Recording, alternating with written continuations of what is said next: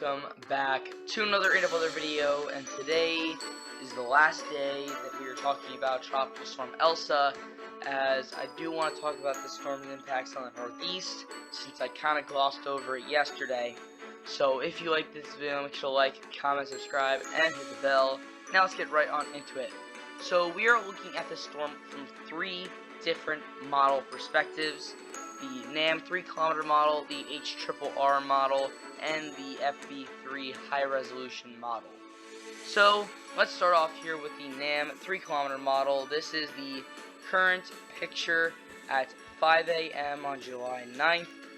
So as the storm starts to move into the region, you can see that most of the moisture is off the coast, but we do have plenty of moisture on the northern side. That is the main focus of the storm until it gets up toward Cape Cod.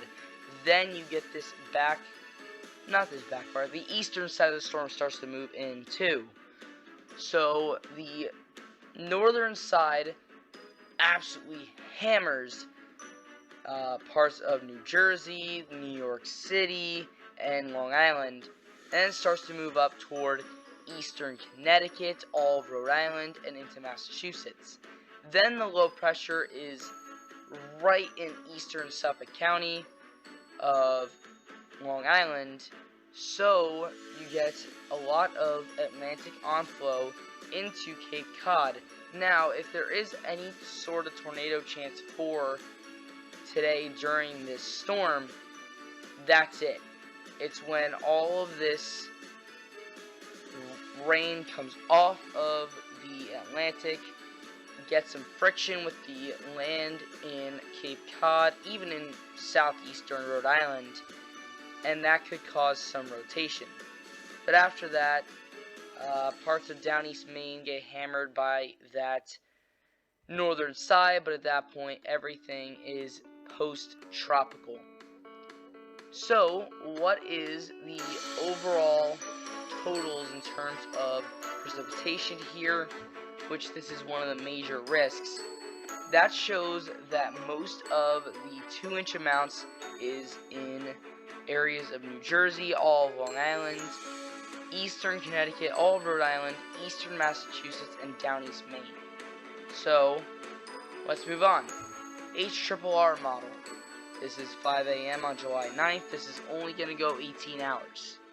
So the storm moves through, and the only difference here is that that northern side is a little bit closer to the coast, and that'll keep everything a little bit further in. Now let's actually see here if I can get there we go. So everything here is a little bit closer to the coastline, and that'll bring some of the impacts further to the west. And then you see that everything kind of goes right about to plan, same as the NAM 3km model. Again, everything just shifts a little bit to the west. So total accumulated precipitation here, everything is just shifted to the west slightly, with a little bit less impact on Long Island, but a little bit more impact on areas such as western Connecticut, parts of New Hampshire, and a little bit more into Maine. So moving on again, here is the FB3 high resolution model. So just another model run, mesoscale, and this also takes more of the HRRR perspective, a little bit further west, but it also has a storm kind of hooking around Cape Cod a little bit, and that will end up bringing this a lot more off the coast. So it's kind of a combination of both models, and that makes this picture right here, where Long Island gets hammered, Connecticut is kind of left out, and then you get Rhode Island, Massachusetts, and Maine all in the target area again. This is in terms of rain.